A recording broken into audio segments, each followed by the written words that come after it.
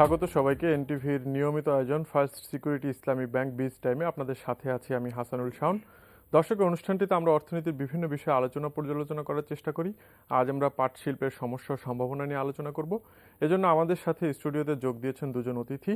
আছেন পাট ও বস্ত্র প্রতিমন্ত্রী মির্জা আজম, আরও আছেন ক্রিয়েশন প্রাইভেট লিমিটেডের ব্যবস্থাপনা পরিচালক এই খাতের উদ্যোক্তা রাশিদুল করিম মুন্না। স্বাগত আপনাদের দুজনকেই। তো আজম ভাই, আপনার কাছেই প্রথমে আসি যে আমরা যেটা দেখছি যে পণ্যে পাটজাত মোড়কের বাধ্যতামূলক যে ব্যবহার, সেটা একটা আইন ছিল 2010 সালে।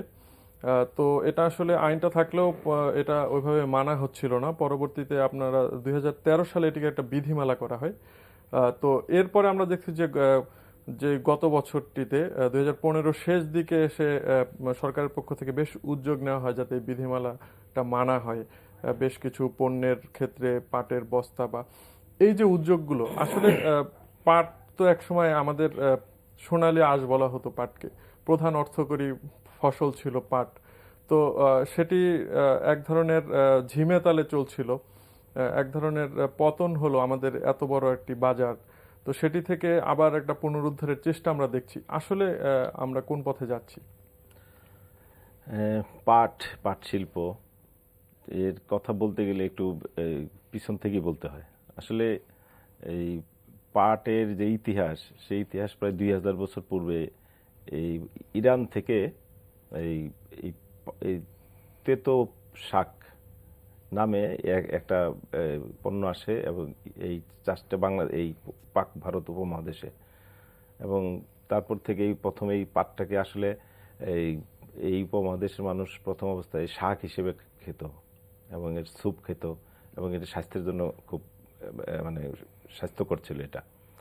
কিন্তু পরবর্তীতে দেখা গেল পাট থেকে এই একটা ফাইবার পাওয়া যায়। এই ফাইবার থেকে পরে আস্তে আস্তে এই ব্রিটিশের সময় এই পাক ভারত উপমহাদেশে আমাদের পশ্চিমবঙ্গ এরিয়াতে এই পাটের অনেকগুলো মিল ফ্যাক্টরি গড়ে ওঠে, এবং একই সাথে ইংল্যান্ডের স্কটল্যান্ডেও ডান্ডিতে অনেকগুলা এই পাক ভারত উপমহাদেশের এই জুট নিয়েই ওই এলাকায় অনেকগুলো ফ্যাক্টরি জুট মিল গড়ে ওঠে।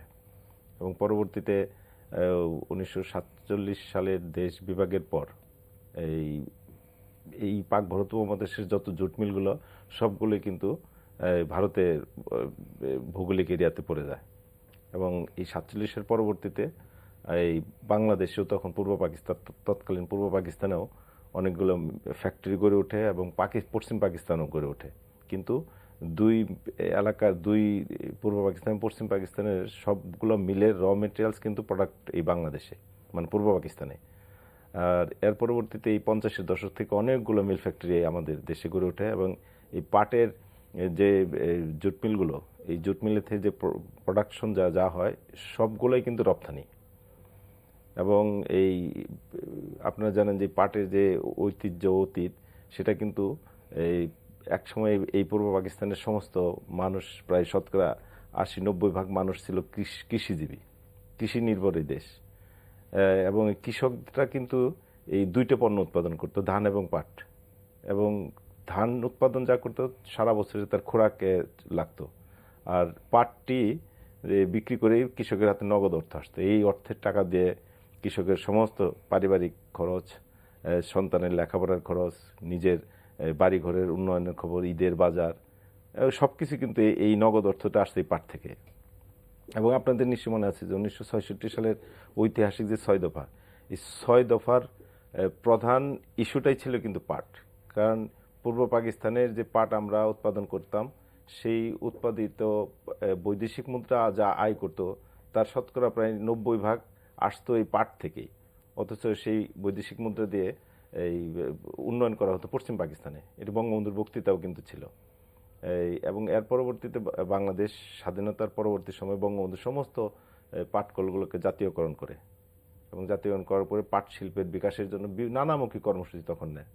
কিন্তু 1975-এর 15ই আগস্ট বঙ্গবন্ধুকে হত্যা করার পর জিয়াউর রহমান, এরশাদ, খালেদা জিয়া রাষ্ট্রীয় ক্ষমতায় আসার পর এই পাট এবং পাট শিল্পের যে আন্তর্জাতিক বিভিন্ন প্রেসক্রিপশন, সেই প্রেসক্রিপশন বাস্তবায়ন করতে গিয়ে কিন্তু বাংলাদেশে এই পাট শিল্পটা ধ্বংস হয়েছে। এবার সরকারি নিয়ন্ত্রণাধীন প্রায় 90টি জুট মিল ছিল, এই প্রায় 62টি জুট মিলই কিন্তু বিরাষ্ট্রীকরণের নামে এগুলোকে লুটপাট করা হয়েছে, ধ্বংস করে দেওয়া হয়েছে। এর পরবর্তীতে এই 2002 সালে যখন বেগম খালেদা জিয়া প্রধানমন্ত্রী হলেন, এই বাংলাদেশের সর্ববৃহৎ মিল, শুধু না, এটা বিশ্বের সর্ববৃহৎ জুট মিল ছিল কিন্তু এই আদমজী জুট মিল, যে লক্ষাধিক শ্রমিক যেখানে কাজ করত, সেই রানিং একটা জুট মিল কিন্তু তখন বন্ধ করে দেওয়া হয়। এবং এটাই হলো পাট শিল্প ধ্বংসের শেষ কফিনের শেষ প্যারাক। কিন্তু তারপর 2008 সালের 29শে ডিসেম্বর আওয়ামী লীগের যে নির্বাচনী ইস্তেহার, সেই ইস্তেহারে মাননীয় প্রধানমন্ত্রী উল্লেখ করলেন যে আমরা যদি রাষ্ট্রীয় ক্ষমতায় যাই তাহলে এই পাটের যে হারানো ঐতিহ্য, গৌরব, সেটা আমরা ফিরিয়ে নিয়ে আসবো। এবং সেই এই নির্বাচনী প্রতিশ্রুতির অংশ হিসেবেই কিন্তু 2009 সালে এই প্রায় 8টি জুট মিল বন্ধ ছিল বিজেএমসির, সবগুলো জুট মিল চালু করা হলো, কয়েকশো কোটি টাকা ইনভেস্ট করা হলো এবং প্রায় 40,000 নতুন শ্রমিকের কর্মসংস্থান হলো। এবং এরপর প্রতি বছরই এই পাটের আগ্রহ, পাট শিল্পকে আবার এই পাট খাতটাকে আর স্ট্রং করার জন্য আমাদের বিজেএমসির প্রায় 5,200 কোটি টাকার দায় দেনা ছিল এই দীর্ঘ 45 বছরের। এই সমস্ত দায় দেনা কিন্তু পরিশোধ করে দেওয়া, মকুব করে দেওয়া হলো, যাতে বিজেএমসি সোজা হয়ে দাঁড়াতে পারে, বাংলাদেশের পাট চাষি, পাট ব্যবসায়ী সবাই যাতে এই পাট শিল্পটাকে আবার সামনের দিকে এগিয়ে নিতে পারে। কিন্তু তারপরে এই পাটের হারানো গৌরব ফিরিয়ে নিয়ে আসার জন্য কিন্তু একটা আইন তখন করা হয়েছিল। সেই আইনটি হলো ম্যান্ডেটরি প্যাকেজিং অ্যাক্ট, আপনি যেটা বললেন, যেটা এখন আপনারা এই বাস্তবায়ন। ম্যান্ডেটরি প্যাকেজিং অ্যাক্ট, এই আইনটা করা হলো একদিকে পাটের হারানো গৌরব ফিরিয়ে নিয়ে আসার জন্য, পাশাপাশি আমাদের পরিবেশ রক্ষা করার জন্য। আমাদের বর্তমানে আমাদের এই যে খাল, বিল, নদী, নালা, প্লাস্টিক বা পলিথিনে একদম আমাদের দেশ, শুধু না বিশ্ব আজকে ধ্বংসের মুখে। তো আমাদের সেই কারণে এই প্লাস্টিক, পলিথিন বর্জন প্লাস এই ন্যাচারাল ফাইবার পাটের ব্যবহার বৃদ্ধি করার জন্য এই আইন করা হয়েছে। এবং সেই আইনের বাস্তবায়ন দীর্ঘদিন হয় নাই, আমরাই উদ্যোগ নিয়েছি এই আইনের বাস্তবায়ন করার জন্য, এবং সেই বাস্তবায়নের দিকে আমরা প্রায় সফলতার দিকে চলে আসছি। আচ্ছা, মুন্না ভাই, আপনার কাছে আসি, উদ্যোক্তারা এটাকে আসলে কিভাবে দেখছেন? না, আমরা তো মনে করি যে যেটা আজম ভাই বললেন, যে স্বাধীনতা পরবর্তী সরকারগুলো কিন্তু কেউই জুট সেক্টরকে বুস্ট আপ করার জন্য কোনো বাস্তবমুখী পদক্ষেপ নেয়নি, এবং যেটা ধারাবাহিকতা কিন্তু অনেকটা স্থবির হয়ে গিয়েছিল। এবং যেটা দেখা যাচ্ছে যে আমরা এখন পর্যন্ত পাট মানে হচ্ছে ছালার বস্তা, এই ধরনের একটা জেনারেল পারসেপশন নিয়ে কিন্তু সবার মাঝে আছে।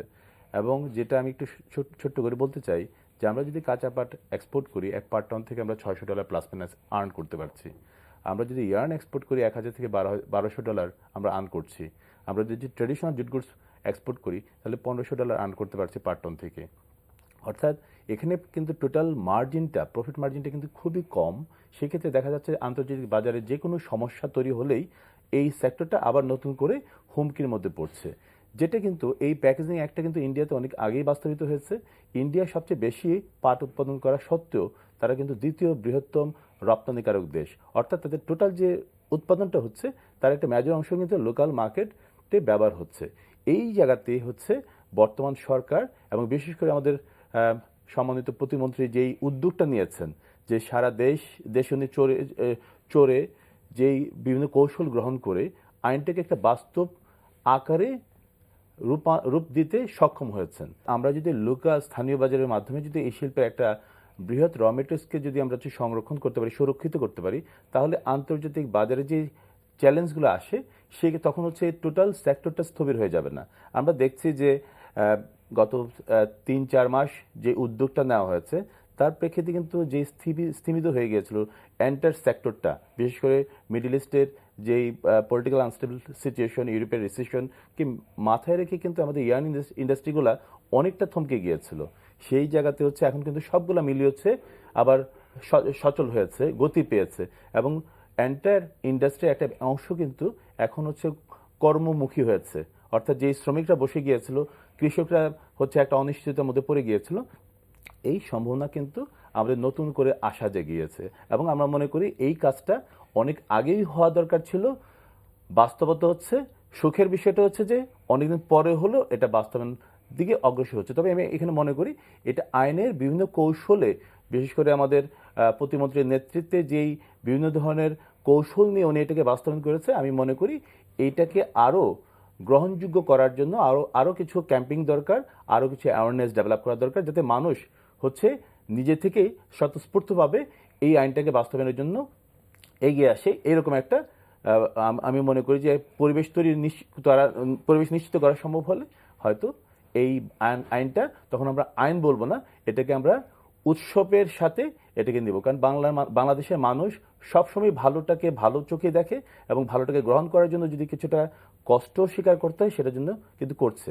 আমি যেমন হচ্ছে ছোটবেলায় দেখেছি যে যখন বাবার সাথে বাজারে যেতাম, তখন কিন্তু আমরা ছালার বস্তা নিয়েই, মানে চটের ব্যাগ নিয়ে কিন্তু বাজারে যেতাম, যেটা এখন হচ্ছে অভাব হয়েছে। এবং সেটা কিন্তু কুফল কিন্তু আমরা হয়তো এই মুহূর্তে বুঝতে পারছি না, কিন্তু সেটা কিন্তু খুব বাজেভাবে, যেটা আপনারা হয়তো লক্ষ্য করবেন যে 2013-তে সারা ব্যাংককে বন্যা হয়ে গিয়েছিল। কারণটা হচ্ছে ওনাদের টোটাল যে ড্রেনেজ সিস্টেমটা আছে পলিথিন ব্যাগের জন্য বন্ধ হয়ে গিয়েছিল। আচ্ছা, আমরা আবার আপনার কাছে আসবো। আজম ভাই, আপনার কাছে যে এটা বাস্তবায়ন করতে গিয়ে আসলে এখন আপনারা মাঠে আছেন, নিয়মিত এটি ফলো আপ করছেন, তো বাস্তবায়নের ক্ষেত্রে মানে কি কি চ্যালেঞ্জের মুখোমুখি হচ্ছেন আপনারা? আসলে এটা বাস্তবায়ন করতে গিয়ে আমরা প্রথম দিকে কিন্তু এই দুই একবার উদ্যোগ নিয়েছিলাম, কিন্তু সেই উদ্যোগে আমরা সফল হতে পারিনি। পরে এই আমাদের ব্যর্থতাটা ফাইন্ড আউট করে নানামুখী উদ্যোগ আমরা নিয়েছিলাম। এবং যেমন মাননীয় প্রধানমন্ত্রীর কার্যালয়ের মুখ্য সচিব সাহেব মাননীয় প্রধানমন্ত্রী নির্দেশ দিয়েছিলেন যে আমাদের এই আইন বাস্তবায়নের জন্য যে যা যা করা দরকার তাই করার জন্য, যার কারণে মুখ্য সচিব সাহেব তিনি এই ক্যাবিনেট ডিভিশন সহ জেলা প্রশাসন, বিভাগীয় কমিশনার সেই পর্যন্ত তিনি নক করেছেন। এবং আমরা কয়েকটা উদ্যোগ নিয়েছিলাম আন্তঃমন্ত্রণালয় বৈঠক করে, যেমন খাদ্য বিভাগ থেকে আমরা চিঠি ইস্যু করে দিয়েছিলাম একটা অফিসিয়াল অর্ডার, যে খাদ্য বিভাগের লাইসেন্সপ্রাপ্ত যারা ব্যবসায়ী 6টা পণ্যের জন্য ধান, চাল, গম, ভুট্টা, সার, চিনি, তারা কেউ এই আইন ফলো না করলে তার খাদ্য বিভাগের লাইসেন্স বাতিল হয়ে যাবে। একই সাথে বাণিজ্য মন্ত্রণালয় থেকে একটা সার্কুলার ইস্যু করা হয়েছিল যে এই 6টা পণ্যের যারা আমদানি রপ্তানি ব্যবসার সাথে জড়িত তারা যদি আইন ফলো না করে তাহলে তার এলসিটি বাতিল হয়ে যাবে। একই সাথে বাংলাদেশ ব্যাংক থেকে চিঠি সার্কুলার ইস্যু করা হয়েছে যে প্রত্যেকটা তফসিলি ব্যাংকে যেটা পাঠিয়ে দেওয়া হয়েছিল যে এই 6টা পণ্যের যারা ব্যাংক ঋণ নিয়েছেন যদি এই আইন ফলো না করে তাহলে ব্যাংকের ঋণ সীমাটাও বাতিল হয়ে যাবে।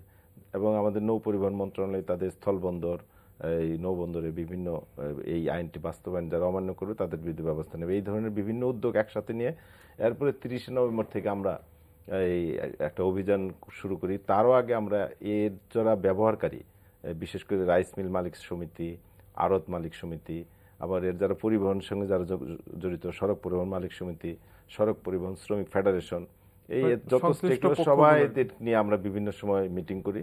তবে এই আলোচনাগুলো হওয়ার সময় একটা জিনিস আমরা পেয়েছি যে প্রত্যেকটা মানুষের মধ্যে এই দেখি দেশপ্রেম আছে। এই প্রস্তাবটা আলোচনা করে কেউ বলেছে হয়তো কিছুদিন সময় চায়, কিন্তু কেউ এই আইন মানবে না এই ধরনের কিন্তু কেউ কথা বলে না। যার কারণে আমরা 30শে নভেম্বর থেকে এই অভিযান শুরু করলাম। এই 15 দিন যেতে না যেতে কিন্তু আমরা প্রায় 90% অ্যাচিভমেন্ট আমরা পেয়েছি। পুরোপুরি বাস্তবায়ন হতে আসলে কেমন সময় লাগতে পারে? এখন আসলে যে পর্যায়ে আছে কিছুটা আমাদের যেমন সার এবং চিনির ক্ষেত্রে আইনেই উল্লেখ করা আছে যে 50%, যেহেতু এটা ইম্পোর্টেড চিনি আসে, ইম্পোর্টেড সার আসে, সেই কারণে এটা 50% প্লাস্টিক ব্যাগ এখনো ওপেন করা আছে। কিন্তু আমরা সেটাও বন্ধ করার জন্য আমরা এই কিছু ব্যাগের মানে বিএসটিআই কর্তৃক অনুমোদিত কিছু ব্যাগ, সেই ব্যাগের প্রোডাকশনের ক্যাপাসিটি আমাদের যখন 100% আমরা সাপ্লাই দিতে পারবো তখন আমরা এটা 100% করব। এবং একই সাথে আমাদের এই শুধু 6টা পণ্যের ক্ষেত্রেই আমরা এ পর্যন্ত অভ্যন্তরীণ বাজার সৃষ্টি করেছি প্রায় 20 লাখ বেল কাঁচা পাটের, যেটা আগে ছিল কিছুই ছিল না। এবং এর সাথে আমরা খুব শীঘ্রই আরো 10-11টি পণ্য এই আইনের সাথে আমরা সংযুক্ত করতে চাচ্ছি। সেটার আসলে মানে আমাদের যে ইন্ডাস্ট্রি আছে সরকারি এবং বিজেএমসির 25টির মতো, 27টির মিল এবং বেসরকারি খাতেও কিছু আছে, মানে এদের আসলে সক্ষমতা আছে কিনা এই যে অভ্যন্তরীণ একটা বড় চাহিদা তৈরি হচ্ছে এই উদ্যোগের ফলে? বিষয়টা ইন্টারেস্টিং একটা বিষয় যে আমরা যখন এটার উদ্যোগ নেই তখন অটোমেটিক রাইস মিলের কিছু মালিক এবং প্লাস্টিক অ্যাসোসিয়েশন তারা আসলে অনেকেই দুইটা ব্যবসার সাথে অনেকে জড়িত আছে, তাদের পক্ষ থেকে আমরা যখন তাদের সঙ্গে মিটিং করি তখন কিন্তু এই ধরনের অজুহাত দাঁড় করাইছিল যে আমরা তো এই সাপ্লাই দিতে পারবো না, বছরে 80 কোটি ব্যাগ পার ইয়ার, এই আইনে 6টা পণ্যের জন্য 80 কোটি ব্যাগ লাগবে, এই 80 কোটি ব্যাগ সাপ্লাই কেউ দিতে পারবে না। কিন্তু আমরা পরে চ্যালেঞ্জ হিসেবে নিয়েছিলাম যে আমাদের প্রাইভেট সেক্টরে আছে প্রায় 200 শতাধিক জুট মিল, আমরা তাদের উপরে নির্ভরশীল ছিলাম না। শুধুমাত্র বিজেএমসি এককভাবেই এই টোটাল 80 কোটি ব্যাগের যে প্রতি মাসে যে প্রায় 5-6 কোটি ব্যাগ লাগবে সেটার দায়িত্ব কিন্তু আমরাই নিয়ে নিয়েছিলাম। আমরা যখন অভিযান শুরু করি সেই সময় বিজিএমসির হাতেই কিন্তু 4 কোটি ব্যাগ মজুদ রাখার পরেই কিন্তু আমরা অভিযানে নামছি এবং প্রতি মাসে প্রায় 4 কোটি ব্যাগ উৎপাদন ক্ষমতা শুধু বিজিএমসির হাতেই ছিল। কিন্তু যখন এটা 15 দিন 20 দিন যাওয়ার পরে চালু হয়ে গেছে, পরে বেসরকারি মিলগুলোও যখন উৎপাদন শুরু করছে, তারপরে আর এটার কোনো ক্রাইসিস বলতে আর কিছু দেখা যায় নাই।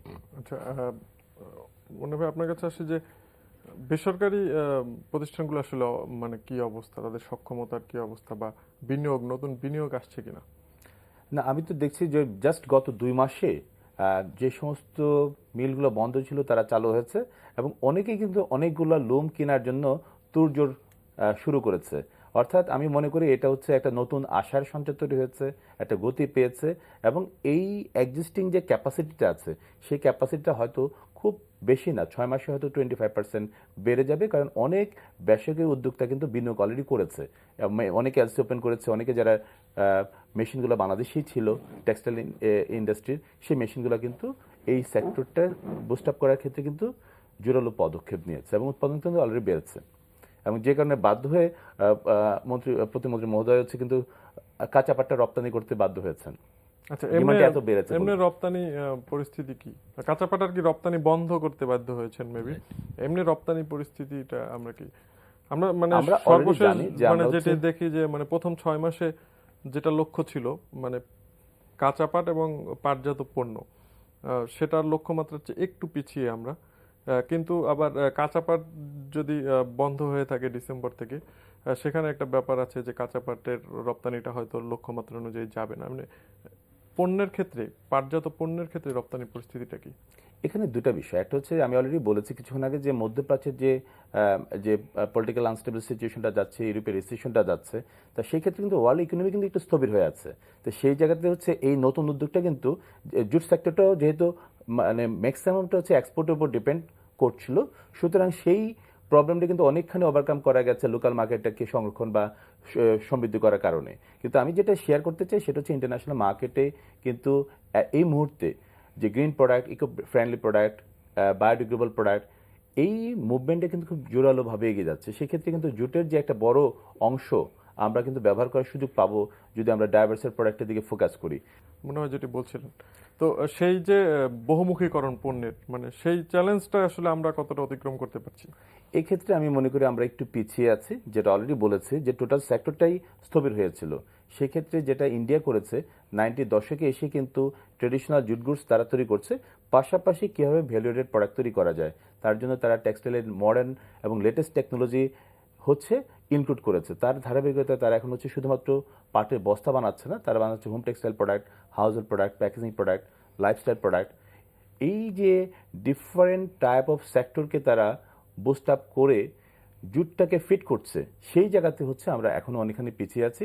এই ক্ষেত্রে কারণটা হচ্ছে যে আমাদের এখানে বেসিক্যালি ভিশনটা ছিল না, যেটা হচ্ছে আমি অলরেডি বলেছি রাজনৈতিক সিদ্ধান্তের একটা অভাব ছিল, এই সেক্টরটা অবহেলিত ছিল। তো এই কারণে যে এই যে 60 দশক যে জুট ইন্ডাস্ট্রি যে মেশিন দিয়ে শুরু করেছিল আজকেও কিন্তু সেই মেশিন দিয়ে রান করছে। এইটাকে যদি সেই এরিয়াতে যদি ফোকাস করতে হয় তাহলে আসলে আমাদের নতুন টেকনোলজি বেস ইন্ডাস্ট্রি ডেভেলপ করতে হবে, R&D-কে ফোকাস করতে হবে, প্রোডাক্ট ডেভেলপকে ফোকাস করতে হবে এবং সর্বোপরি এই প্রোডাক্টটাকে এক্সপোর্ট করার জন্য নতুন নতুন নতুন যে মার্কেটটা তৈরি হয়েছে সেই মার্কেটটাকে ফোকাস করে আমাদেরকে বা মার্কেটের ডিমান্ডটাকে ফোকাস করে আমাদের ইন্ডাস্ট্রিকে ডেভেলপ করতে হবে। এখানে আমার কাছে মনে হয়েছে যে একটা সমন্বিত পরিকল্পনা দরকার এবং যেটা আমরা দেখেছি গত 1 বছর ধরে বিশেষ করে যে এই এরিয়াটাকে ফোকাস করে মাননীয় প্রতিমন্ত্রী মহোদয় বেশ কিছু উদ্যোগ নিয়েছেন যেটা দৃশ্যমান, কিন্তু আমরা মনে করি এই উদ্যোগের সাথে বাস্তবায়নযোগ্য কিছু ফ্যাসিলিটি দরকার। বিশেষ করে আমরা দেখেছি যে আমরা ডাইভার্সাল প্রোডাক্ট যখন তৈরি করছি সেক্ষেত্রে বাংলাদেশ থেকে বর্তমান ইন্ডাস্ট্রি আমাদেরকে মাত্র 3 থেকে 5 রকম মেটেরিয়ালস দিতে পারছে বা ফ্যাব্রিক দিতে পারছে, যেখানে ইন্ডিয়াতে প্রায় 100-র উপরে ফ্যাব্রিক তৈরি হয়ে গেছে। অর্থাৎ তারা বিভিন্ন ধরনের প্রোডাক্ট যে তৈরি করবে তার সেই র মেটেরিয়ালসের ব্যাকআপটা বা সাপোর্টটা বা সাপ্লাই চেইনটা ডেভেলপ করতে পেরেছে। এটার সাথে জড়িত হচ্ছে ডাইং ইন্ডাস্ট্রি জড়িত, ল্যামিনেশন দরকার, সেখানে হচ্ছে অ্যাক্সেসরিজ ডেভেলপমেন্ট দরকার। এই বিষয়গুলোকে আমি মনে করি মন্ত্রী মহোদয় যেহেতু একটা বড় ধরনের একটা চ্যালেঞ্জ হাতে নিয়েছেন, অনেকটা সফল হয়েছেন। আমরা আশা করব ওনার কাছে আপনাদের অনুষ্ঠানের মাধ্যমে এই আমাদের যে একটা পটেনশিয়াল সেক্টর তৈরি হয়েছে ওয়ার্ল্ড মার্কেটে সেই মার্কেটটাকে বুস্ট আপ করা যায় কিভাবে, তার জন্য একটা এনাবলিং এনভায়রনমেন্ট, একটি সমন্বিত পরিকল্পনা দরকার। উনি যেটা বললেন আর কি, যে এই যে জায়গাগুলোয় ঘাটতি আছে, প্রযুক্তি ব্যবহার, বিনিয়োগ আরো আনা, তারপরে উন্নত ফেব্রিক করা, পাটের মানে ডাইভার্সিফাইড প্রোডাক্টের জন্য যে জিনিসগুলো, এখানে আপনাদের উদ্যোগগুলো আসলে কি আমাদের নিচ্ছেন? উদ্যোগের মধ্যে ইতিমধ্যে আপনারা নিশ্চয়ই দেখেছেন যে বাংলাদেশে এই পাটটা সম্পূর্ণই ছিল আসলে রপ্তানি নির্ভর একটা পণ্য। আমরা সেই জায়গা থেকে অভ্যন্তরীণ বাজার ইতিমধ্যেই আমাদের উৎপাদন হয়তো 70-75 লাখ বেল প্রতি বছর উৎপাদন করি। ইতিমধ্যে আমরা 20 লক্ষ বেলের কিন্তু অভ্যন্তরীণ বাজার আমরা সৃষ্টি করে ফেলেছি। এখন আমাদের দ্বিতীয় উদ্যোগটাই হচ্ছে ডাইভার্সিফাইড প্রোডাক্টে আমাদের এগিয়ে যাওয়া। এবং উনি যে এতক্ষণ বললেন যে ভারত আমাদের এই দিক থেকে অনেক দূর এগিয়ে আছে, মাননীয় প্রধানমন্ত্রী ঠিক আমাদেরও নির্দেশ একইভাবে দিয়েছেন যে শুধু সালা বস্তা চটের মধ্যে এই পাটকে সীমাবদ্ধ রাখতে চলবে না। সারা বিশ্বের বিভিন্ন দেশে যে পাট থেকে বিভিন্ন যে বহুমুখী পণ্য যেগুলো উৎপাদন হচ্ছে, সেই পণ্য উৎপাদন করতে গেলে কি ধরনের মেশিনারিজ, কি ধরনের টেকনোলজি এবং কি ধরনের পণ্য তারা উৎপাদন করে, সব কিছু নিয়ে এসে এই বাংলাদেশে বিজিএমসিকে নির্দেশ দেওয়া হয়েছে যে তোমরা এই সমস্ত জুট ডাইভার্সিফাইড প্রোডাক্ট তৈরির যে র মেটেরিয়ালস সেগুলো তোমরা তৈরি করবা এবং আমাদের প্রাইভেট এন্টারপ্রেনারদের তারা মানে সেক্ষেত্রে মানে বিজেএমসির সক্ষমতা ওইটা আছে কিনা? বিজিএমসি থেকে আমরা ইতিমধ্যে আমাদের তেমন এখন যে সমস্ত প্রাইভেট এন্টারপ্রেনাররা যে সমস্ত গুডস তৈরি করছে, এগুলো ম্যাক্সিমামই আবার প্রাইভেট জুট মিল থেকেই কিন্তু র মেটেরিয়ালসগুলো তারা কিনছে। কিন্তু আমরা এই সাপোর্টটা দিতে চাচ্ছি এবং সেই জন্য আমরা নতুন টেকনোলজি নিয়ে এসেছি, নতুন আমরা বিএমআরই করছে, আমাদের প্রজেক্ট নেওয়া হয়েছে। আগামী 2-3 মাসের মধ্যে হয়তো প্রজেক্ট অনুমোদন করলে আগামী 6 থেকে 9 মাসের মধ্যে আমরা এই নতুন যে তাদের যে বিভিন্ন ডাইভার্সিফাইড প্রোডাক্টের র মেটেরিয়াল যেগুলো ভারতে 100-এরও অধিক তারা র মেটেরিয়ালস তৈরি করছে যেগুলো, সেগুলো আমরাও তৈরি করব। এবং এই পাট থেকে তো আসলে এখন ডাইভার্সিফাইড প্রোডাক্ট এমন পর্যায়ে গেছে যে বিভিন্ন ধরনের পণ্য, আজকে জিন্সের প্যান্ট আমার বিজেআরআই তারা কিন্তু জিন্সের প্যান্টের কাপড় তারা তৈরি করছে, ব্লেজার, আপনার এই হোম টেক্সটাইলের বিভিন্ন আইটেম এবং শার্টের কাপড়, পাঞ্জাবির কাপড়, বিভিন্ন ধরনের এই পর্দার কাপড়, জানলার বেডশিট, এই সোফার কাপড়, বিভিন্ন ধরনের কিন্তু আইটেম তারা তৈরি করছে। অতএব আমরাও সেদিকেই যাচ্ছি এবং পাট থেকে কিন্তু শুধু এইদিকে না, আরও নতুন নতুন পণ্য কিন্তু তৈরি হচ্ছে। পাট থেকে ভিসকস তৈরি হচ্ছে। এই ভিসকস মানে একটা তুলার জাতীয় একটা পণ্য, এর থেকে আবার সুতা। তো পাট থেকে পাটের গাছ, এই পাটের গাছটাই কিন্তু একটা মূল্যবান সম্পদ। এই পাটের যে চাইতে পাটখড়ির দাম কিন্তু অনেক বেড়ে গেছে, কারণ পাটখড়ি থেকে এই 1 টন 5 টন পাটখড়ি থেকে 1 টন চারকোল উৎপাদন হচ্ছে এবং চারকোল সেটা বাংলাদেশ থেকে এখন এক্সপোর্ট হচ্ছে। প্রায় 1 টন চারকোল ভ্যালু পাচ্ছে প্রায় $1200। তো বাংলাদেশে গত 2 বছরে প্রায় 30-35টা চারকোল ফ্যাক্টরি কিন্তু হয়ে গেছে। তো এখন পাটের পাতা থেকে উন্নত মানের এই চা তৈরি হচ্ছে।